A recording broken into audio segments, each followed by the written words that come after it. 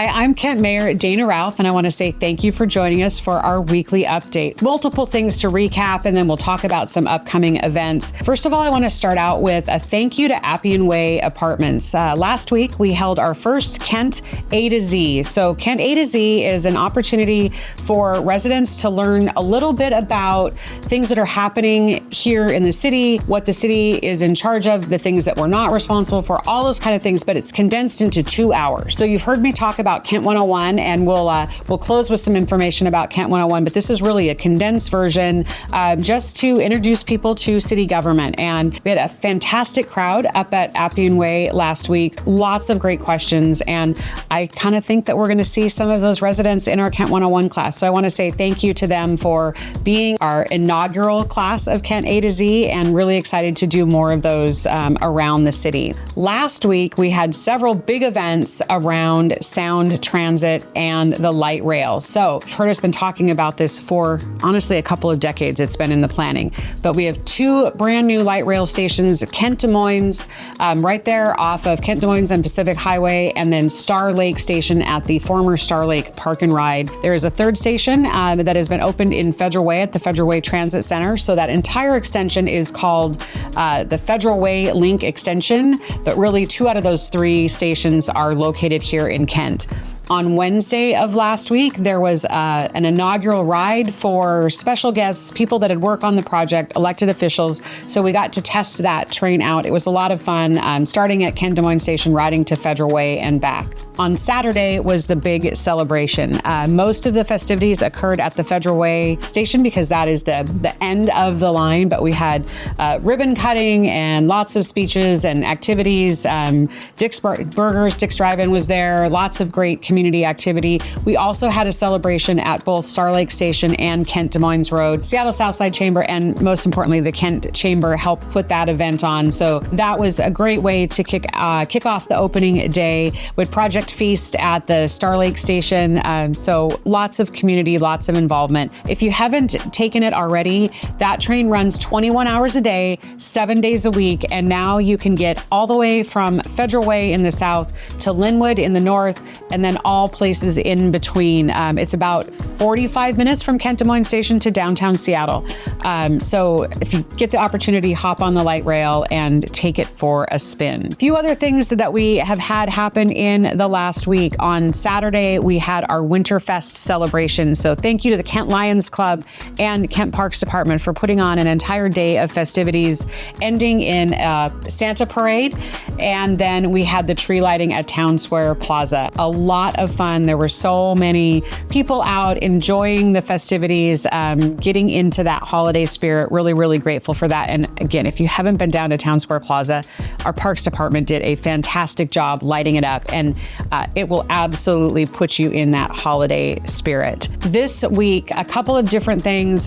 Game of Life Conference. So you've heard me talk about this in the past. Our Kent Student Board, in cooperation with our Community Education Unit at the Kent Police Department, puts on the Game of Life Conference. And this is really a student-led conference. Our student board group puts together a list of topics, things that are really relevant to middle and high school students.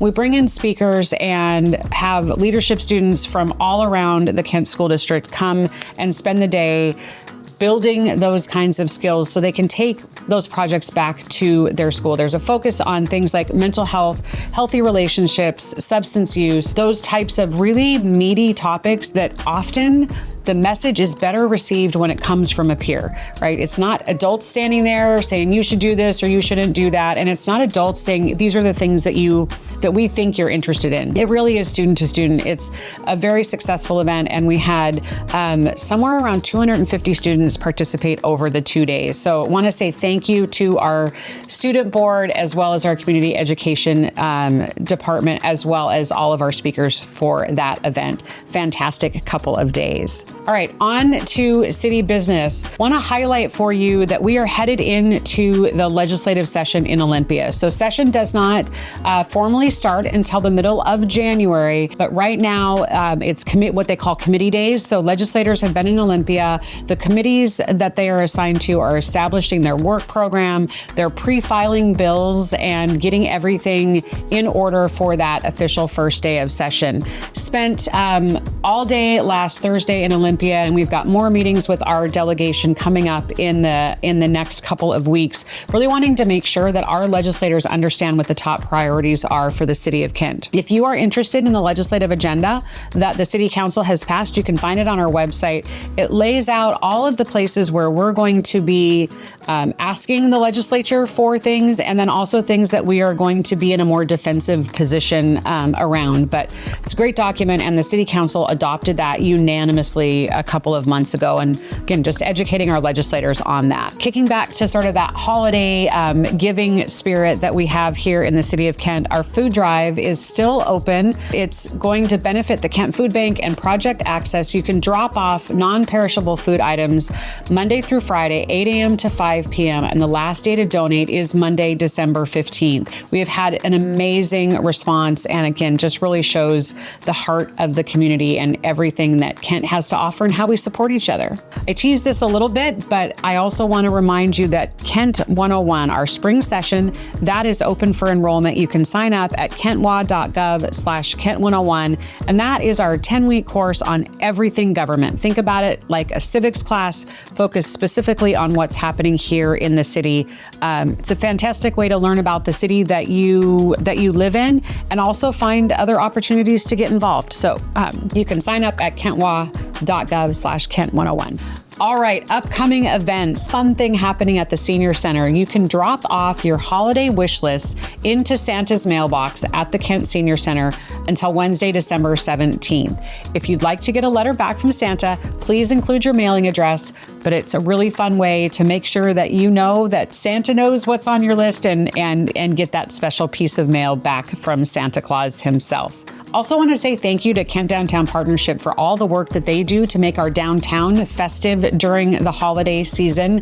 Right now, they have their downtown holiday scavenger hunt, and there are tiny Yetis, so little stuffed Yetis, combination of words I never thought I would say. They're hidden all over historic downtown. You can find them and complete your passport for a chance to be entered into a drawing for amazing prizes from our local businesses. You can download that passport at downtownkentwa.com, and the contest ends December 31st. But it's also a really good reason to get out and explore the incredible businesses we have here in the historic downtown. With that, this is going to be our last update, weekly update for this year. So I want to wish everybody Merry Christmas, Happy Holidays, and we will see you in 2026.